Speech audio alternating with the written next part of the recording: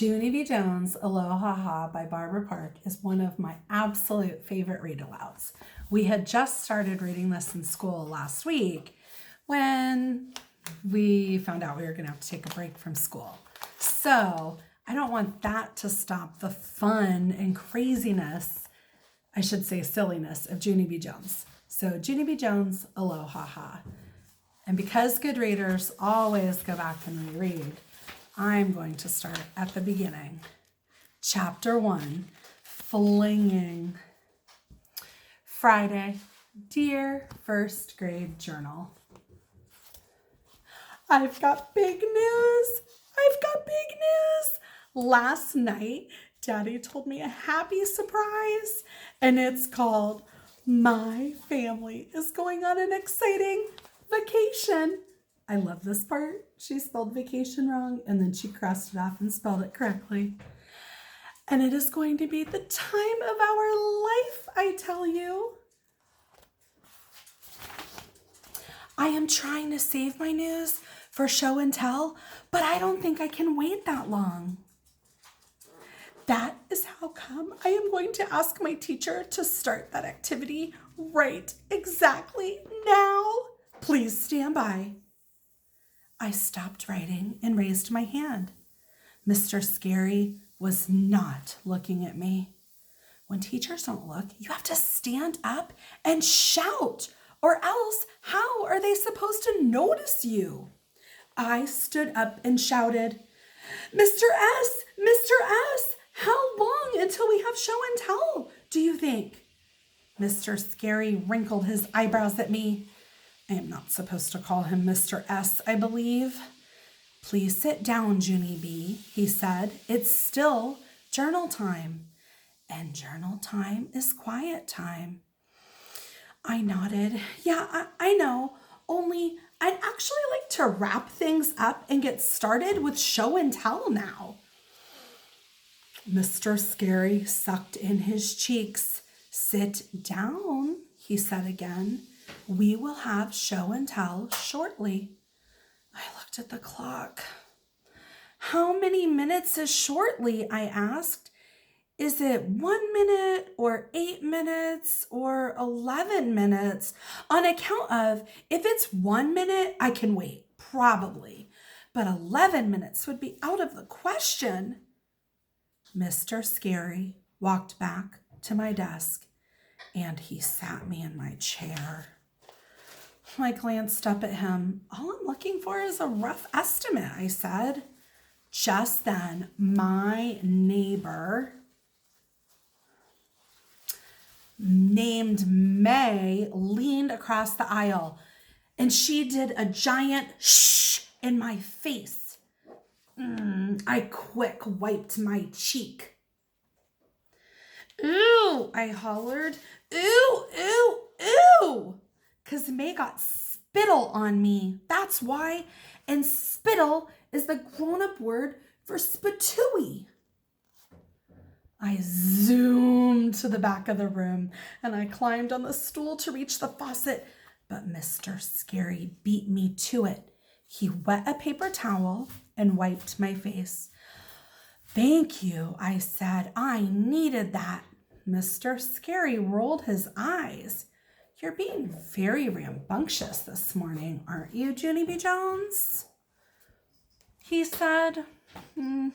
I scratched my head at that vocabulary. Okay, you lost me on that one, I said. Rambunctious, he repeated. Rambunctious means... May's voice interrupted. Bad, she called out. Bunctious means bad, Junie Jones. You're being bad this morning. Bad. I turned to look at her.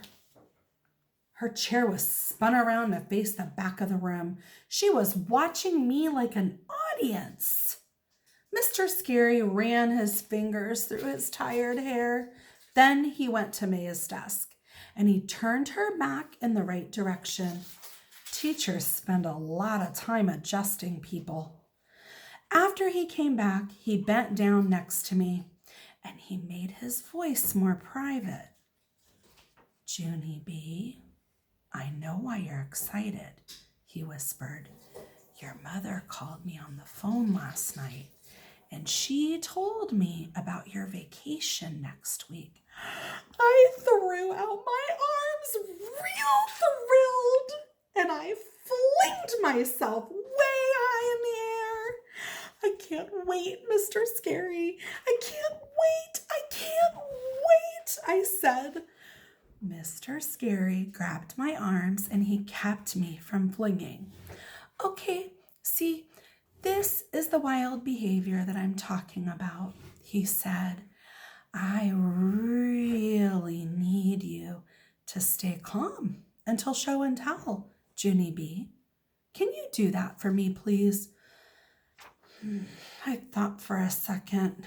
Then I shrugged my shoulders. Yeah, only I don't actually know if I can do that, I said, because I'm already trying to be calm, and this is how I'm turning out. My teacher tapped on his chin. Maybe we could make a deal, he said. How about this?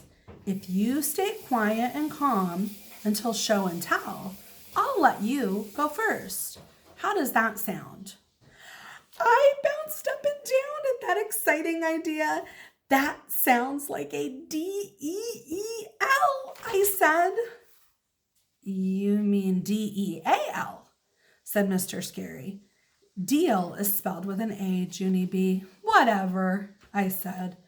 After that, I twirled real fast in a happy circle, and I accidentally spun myself into the ground.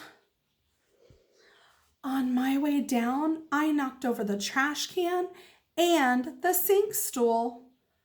All of room 1 turned to look at me.